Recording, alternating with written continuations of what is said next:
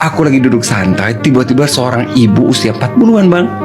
Dok tolongin suami saya dok, nggak sadar di mobil. So aku minta 2 perawat yang laki untuk segera pakai branker, ambil pasiennya di mobil. Aku suruh perawat yang perempuan untuk siapin bed resus yang buat ada alat defibnya itu. Yang ini. Siap, datang semua. Pas dateng pasien, dok udah nggak ada nadinya. Terus aku tanya ke ibu, nggak sadarnya dari kapan? Barusan dok di perjalanan gitu. Aku langsung manjat tangga, langsung aku RJP bang. Tuh 2, 3, 4. RJP itu kan harus 5 siklus ya. 30 aku pompa, 20 perawatku kasih nafas. 30 aku pompa, 20 kali perawatku ngasih nafas. Itu dilakukan dalam waktu 5 siklus. Udah 5 siklus bang, nih masih datar. Gantian perawatku yang sekarang yang pompa, aku yang ngasih bagging. Sambil aku bagging, aku tanya ke ibunya, ini gimana ceritanya? Ke istrinya tadi, dari semalam dok nyeri dada, menjalar ke tangan kiri, kesakitan, tapi nggak mau banget ke rumah sakit. Dinanti melulu ngomongnya. Terus keringet dingin tuh gede-gede, segede-gede jagung. Iya lebih gede daripada biji jagung.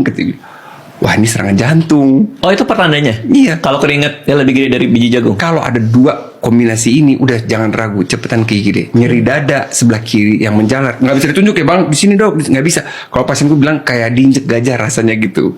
Saking nggak bisa ditunjuknya gitu. Terus tangannya sampai nggak kuat ngangkat saking sakitnya. Nah tuh, perut keringet dingin, cepetan jangan ragu, segera ke IGD. Nah ini udah nggak sadar. Berulang kali siklus RJP dilakukan, gagal bang. Tetap aja nit gitu. Terus perawatku ngasih aku senter untuk cek refleks cahaya di matanya. Pas aku cek, wah udah pupilnya udah lebar maksimal, plus nggak ada refleks cahayanya sama sekali. Aku tarik nafas dalam, terus aku bilang innalillahi wa inna ilaihi rajiun. Terus aku bilang ke ibu, bu bapak udah nggak ada. Wah dia jerit, mas gimana sih mas, jangan tinggalin aku mas, tolong jangan pergi. Anak-anak gimana mas, anak-anak gimana, masih kecil mas jangan. Terus perawatku itu bilang ke aku, dok masih ingat nggak bapak yang meninggal di ICU minggu lalu? Yang dia sebut nama. Ingat? Ini putrinya dok. Jadi si anaknya ini baru kehilangan bapaknya minggu lalu. Si ibu-ibu. Iya tahu. Baru kehilangan bapaknya minggu lalu. Bapaknya meninggal gara-gara namanya PPOK ya bang. PPOK itu kondisi paru-paru itu rusak gara-gara rokok juga. Oh iya. Iya. Jadi bapaknya dia tuh ngerokok. Perokok berat. Lagi gitu bang. Tiba-tiba kan dia melukin suaminya di saku kemeja ini ada bungkus rokok isi tinggal 2. Pas dia lihat rokok itu histeris. Wow, dibanting sekenceng-kencengnya itu bungkus rokok, diinjak-injak sambil teriak-teriak bang. Itu kayak kalap sih menurut aku. Cuma aku ngerti perasaannya dia gitu. Sampai diinjak-injak itu bungkus rokok sambil goler-goleran di lantai. Ya perawatku yang perempuan coba melukin, aku usapin juga gitu. Ya aku tutup bola matanya pasien, ambil aku doain gitu ya, semoga husnul khotimah lah gitu. Terus aku juga doain si ibu biar ya dianya diberikan ketabahan gitu. Bayangin bang, 2 laki-laki yang dia paling cintai, cinta pertamanya dan cinta terakhirnya gitu, direnggut oleh rokok. Gimana gak dibencinya luar biasa seperti itu di usia muda gitu. Cuma kan buat para perokok tidak ada kematian gara-gara rokok. Itu kan keimanannya mereka bang.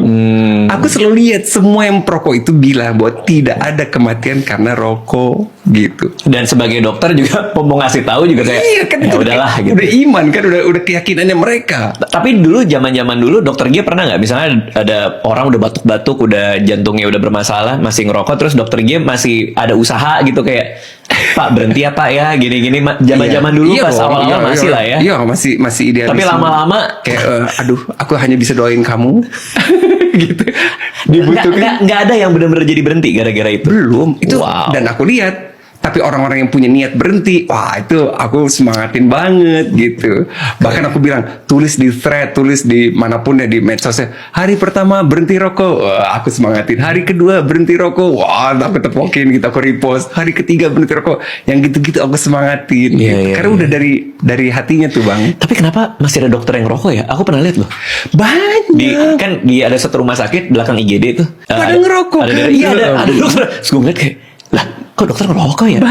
Banyak ya? Terus dia bilang ini ke aku, Gi, daripada kamu jadi perokok aktif, daripada kamu jadi perokok pasif, mending kamu ikut ngerokok biar jadi perokok aktif juga, karena kan perokok pasif lebih bahaya dibanding perokok aktif, kata dia gitu kan.